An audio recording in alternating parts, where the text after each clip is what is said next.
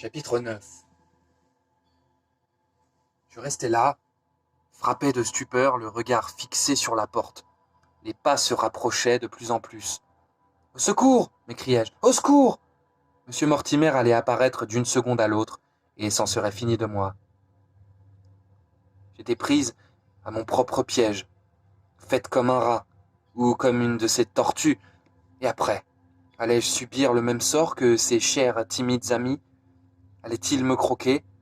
Il devait bien exister un moyen de se sortir d'ici. Brusquement, j'eus une révélation. Je n'étais peut-être pas aussi coincé que ça.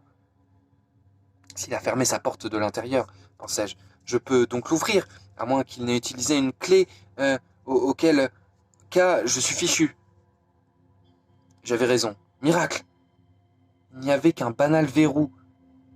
Il se trouvait sous la poignée. Il suffisait de le tourner. « Qui est-ce » appela le monstre. J'actionnai le loquet, qui émit un doux bruit de serrure bien huilée. Quelle agréable musique! La seconde d'après, j'étais sur le perron. Je me mis à galoper aussi vite que mes jambes le pouvaient. Je traversai la pelouse comme une flèche, puis les buissons et les haies. Je courais vers mon salut.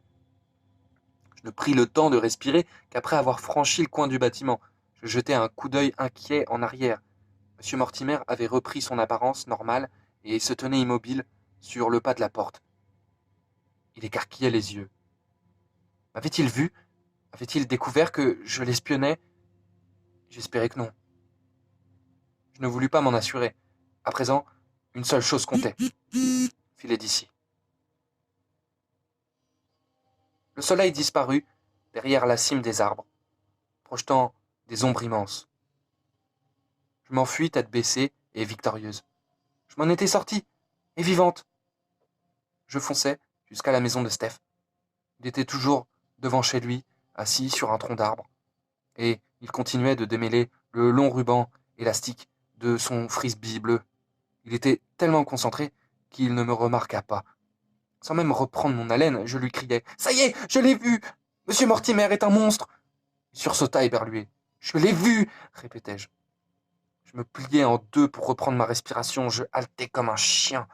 « Arrête, Betty, je suis occupé, ronchonna-t-il en reprenant son travail. « Écoute-moi à la fin !» criai-je, folle de rage.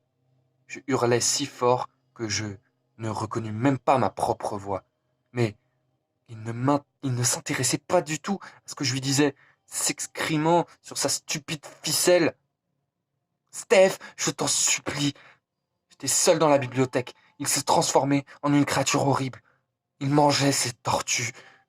Tu t'imagines? Il se mit à rire. Il t'en a proposé une?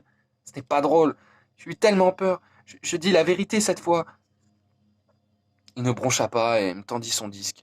Steph, mais pourquoi ne veux-tu pas me croire? Betty, j'en ai marre de tes histoires. C'est bon pour les gosses, comme ton frère. Mais enfin, raconte donc tout ça à Gary. Je croyais que tu étais un copain. Je vois que non. Il eut l'air surpris. Sans attendre sa réponse, je filai chez moi. J'étais dans tous mes états. Quand on dit quelque chose, un ami sincère doit le croire, non? Il ne vous accuse pas de mentir ou de délirer. Steph n'avait donc pas remarqué combien j'étais affolé et perdu. C'était un pauvre type, voilà tout. Je décidai de ne plus jamais lui adresser la parole. Je déboulais, comme une bombe, dans la maison. « Papa, maman, où êtes-vous » Je pouvais à peine parler. J'avais la bouche sèche. Mon cri se termina en un murmure rauque.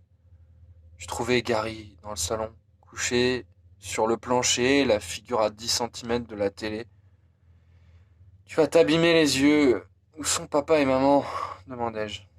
Il ne fit pas attention à moi et ne leva même pas la tête. « Où sont-ils » insistai-je.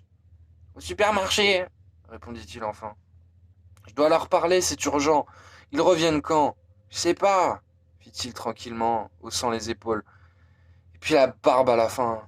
Tu vois bien que je regarde un dessin animé. »« Mais j'ai vu un monstre, un vrai !» Il ouvrit de grands yeux. « Un vrai ?» bégaya-t-il. « Il ne t'a pas suivi au moins ?»